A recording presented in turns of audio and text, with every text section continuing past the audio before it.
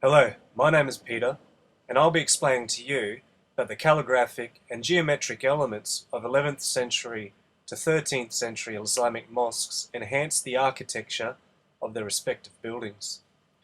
I will look at how we interact and communicate as people, our perceptions of the world, and the observations of geometry in nature as God's own language. And why does calligraphy make writing so beautiful?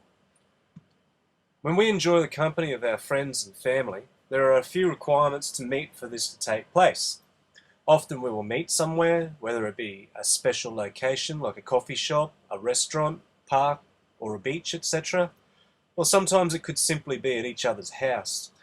We communicate with each other through speech and gestures. We understand each other and we identify with each other in particular ways. We feel a degree of comfort with each other and the place we are meeting. So when we take a look at a place of worship, one needs to ask, how can we feel God's presence? The answer is quite simple. We are always in God's presence. God made us, the environment, and the world we live in. God gave us the ability to perceive things and create an understanding. One of the roles of Islamic mosque is to provide a building where the community can come together and meet and worship in the presence of God. So we relate the mosque as a comfortable place to meet, but how do we converse with God? The speech of God is all around us, in the creation of God. Our ability to perceive the world and comprehend our world can be attributed to a concept called al-bayan, which is a pathway to spiritual enlightenment. Al-bayan alleviates confusion with four main constituents. Al-lafz, which is speech, al-khat, which is writing, al-aqt, calculation, and al-ishra, sign or gesture. When we speak, we communicate with each other. That's quite simple, but when we add more finesse to the way we speak, we create more appeal. People perceive a well-spoken person as a knowledgeable person or a charismatic person and are more likely to be interested in them rather than a person who speaks in a monotone and more simplified method. As we add al-ishra, or gesture, to our speech, we change the tone of our voice and tempo of particular phrases. We could even add body language to illustrate or add emphasis to the point that we're trying to make. When we make the point of creating a place of worship, we can emphasize its function as a place of feeling the presence of God. By adding gestures to the building through consciously manipulating its geometric form and embellishing it with decorations of calligraphy and geometric patterns. Throughout history, geometry has been identified in nature. Nature is God's creation, isn't it? When observing living things like flowers, shells, or fractal patterns, a pattern of repetition can be identified. In our minds, the way we perceive these patterns is they have a meaning. The petals of a flower will emerge in certain shapes and in certain quantities, and we observe the petals coming together to create in our minds that flower. The flower is attached to stems which are almost identical to the stems of other flowers, and then there are the leaves. The entire plant, including the flower, the stem, and the leaves, is all part of a system, an ecosystem, and it has a purpose in this system. Although we speak using the language of our region, there is a conversation going on in nature and how things coexist. This is the way in which God speaks. When we take parts of that conversation and recreate it using al-aqt, calculation, and drawing this down in the form of geometric repetition, we're taking part in God's al-lafz, or God's speech.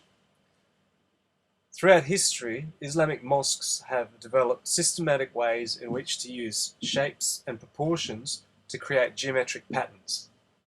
The system creates a pattern through four phases.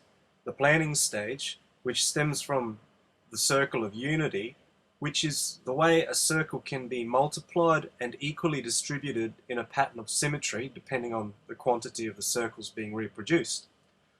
Based on relationships between the centers of the circles and where they intersect, we are able to come to the division phase. where we can divide up the circles to create the basic geometric pattern to be used. The next phase is to create order and structure from the natural junctions in the shapes. The final stage is where the pattern is revealed.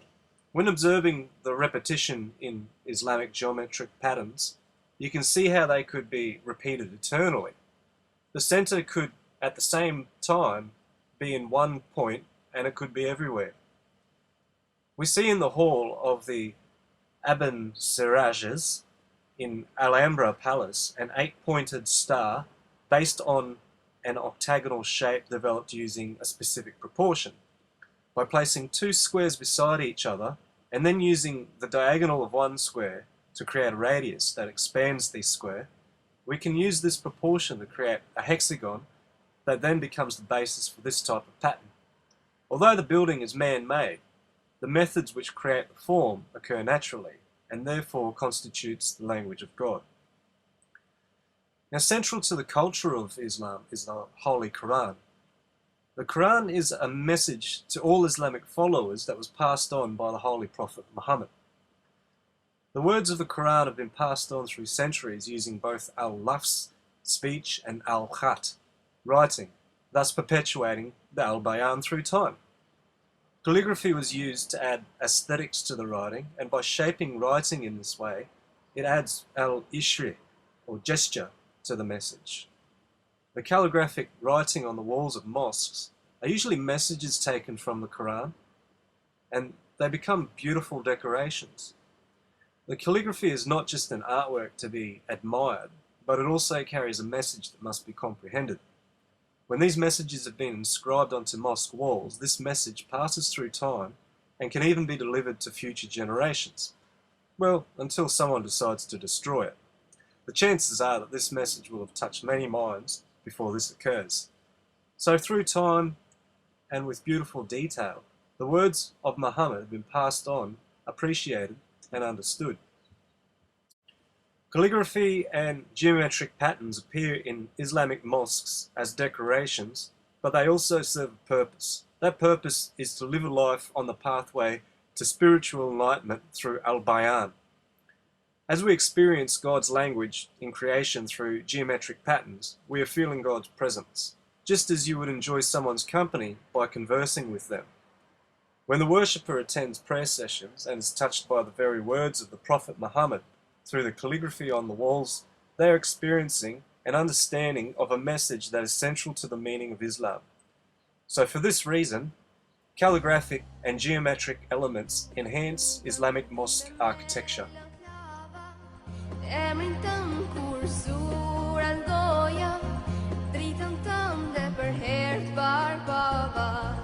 Zemra fort filloj të doje, sa dëgjoj për ty o Muhammed.